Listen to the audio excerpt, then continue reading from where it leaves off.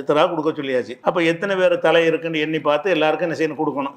சக்தி அவங்க தீர்மானிச்சுக்கணும். நமக்கு ஏழுமா நமக்கு ஏழாதான், அது அவங்கவுங்களா தீர்மானித்து என்ன செய்யணும், ஏழுங்கிறவங்க கொடுக்க வேண்டியதான். அல்லாட்ட பதில் சொல்லணும்ல. ஏழுங்கிறவன ஏழாதுன்னு நினைச்சிக்க கூடாது. அல்லா பார்த்துக்கிட்டு இருக்கான். அல்லா ஏத்துக்கிறவானா நீ சிந்திச்சு பார்த்து, நம்ம ஏழாதுன்னு சொன்னா அல்லா ஒத்துக்குருவானா அப்படின்னு ஒவ்வொருத்தரும் யோசிக்கணும். ஆக நமக்கு ஏழுமான இயலும், நமக்கு நம்ம ஏழாதுன்னு சொன்னா அல்லா ஒத்துக்கிற மாட்டான்னு உங்களுக்கு தெரியும். அல்லாவுக்கு பயந்து செய்யற காரியம் தானே இது. உலகத்துக்கு பயந்து செய்யற காரியம் இல்லை. அல்லாவுக்கு பயந்து செய்யற காரியம் போது என்ன செய்யணும், நமக்கு ஏழும் நமக்கு ஏழாதுங்கிற அவங்கவுங்க தீர்மானிச்சுக்கிறோம். ஏழும் நினைக்கிறவங்க மீது கடமை. ஏழாதுன்னு அவங்க நினைச்சாங்கன்னா அவங்களுக்கு நிஜமாக அப்படி இருந்தா அவங்க மீது அல்லாஹ் எந்த குற்றமும் பிடிக்க மாட்டான், கேள்வி கேட்க மாட்டான். இது ஒரு விஷயமாச்சா.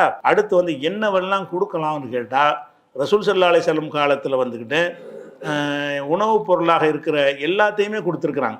நம்ம அரிசி கோதுமையை மட்டும்தான் வழங்கி வச்சிருக்கிறோம். வித்துறான்னா என்னது, வடநாட்டில் உள்ளவங்களா இருந்தால் கோதுமையை கொடுப்பாங்க, தமிழ்நாட்டில் உள்ளவங்களா இருந்தால் என்ன செய்கிறாங்க, அரிசியை கொடுப்பாங்க. இந்த ரெண்டு தான் என்ன வச்சுக்கிறோம், உணவு இருக்குது. இந்த ரெண்டு உணவில் தான் நம்ம ஒட்டுமொத்தமாக நம்ம சாப்பிட்டுட்டு இருக்கிறோம். டெய்லி உணவாக அது தான் இருக்குது. அன்றைய காலத்தில் என்னென்னு கேட்டால் பேரிச்சம்பழமே உணவாக இருந்துச்சு.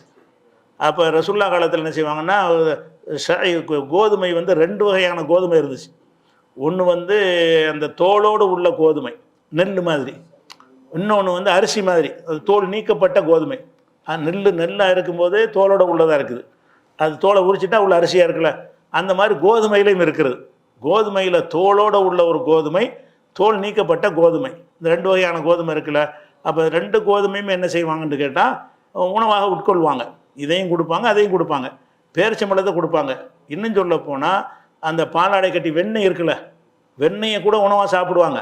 அதை கொடுத்துருக்குறாங்க ஒரு சாகு. அதாவது நிறைய மாடுகள் வளர்க்குறவங்க, நிறைய ஒட்டகங்கள் வைத்திருக்கக்கூடியவங்க அந்த பால்லேருந்து என்ன செய்வாங்க, வெண்ணெய் எடுத்து நிறைய வச்சுருப்பாங்க. அந்த வெண்ணெயிலேருந்து ஒரு மரக்கா ஒரு சாகு கொடுத்துட்டாலும் என்ன ஆயிரும், அவங்களுக்கு அந்த ஃபித்ரா கடமை நீங்கிரும். அதுவும் ஒரு உணவாகத்தான் காட்டப்படுகிறது. பேரிச்சம்பழம், திராட்சைப்பழம், திராட்சைன்னா அந்த ஜபீப்னா உலர் திராட்சை, கிஸ்மிஸ், உலர்ந்த திராட்சை இருக்கு இல்லையா, கிஸ்மிஸ்மாங்கல்ல, அந்த திராட்சை என்ன செய்வாங்கன்னா அதையும் ஒரு சாகு கொடுப்பாங்க. அந்த சாகுங்கிறது அளவு பின்னாடி நான் சொல்கிறேன். அந்த கொடுக்க வேண்டிய அளவுக்கு என்ன செய்வாங்கன்னு கேட்டால் அரிசியை கொடுப்பாங்க, கொஞ்சம் பேர் கோதுமையை கொண்டாந்து கொடுப்பாங்க, கொஞ்சம் பேர் பேரிச்சம்பழத்தை கொண்டாந்து கொடுப்பாங்க, கொஞ்சம் பேர் திராட்சையை கொண்டாந்து கொடுப்பாங்க, கொஞ்சம் பேர் வெண்ணெயை கொண்டாந்து கொடுப்பாங்க. அவங்கள்ட்ட இருக்கக்கூடிய உணவுப் பொருள்கள் எதுவோ அதெல்லாம் கொடுப்பாங்க. அப்போ இதைத்தான் கொடுக்கணும்னு மார்க்கத்தில் சொல்லப்படல. எந்த உணவாகவும் இருக்கலாம். அந்த காலத்தில் இதெல்லாம் உணவாக இருந்துச்சு. அந்த காலத்து மக்கள் என்ன செஞ்சாங்கன்னா, சாப்பாடே கிடைக்காம வெறும் பேரிச்சம்பழமே முழு உணவாக இருந்தது. அப்படியான ஒரு திராட்சை பழமே உணவாக, அதை சாப்பிட்டு தண்ணியை குடிச்சு படுத்துருவாங்க. அப்படி உணவாக இருந்த காரணத்தினால இது எல்லாத்தையும் கொடுத்துருக்குறாங்க என்ற ஒரு செய்தி புகாரில் 1506வது ஹதீஸில் இருக்கிறது.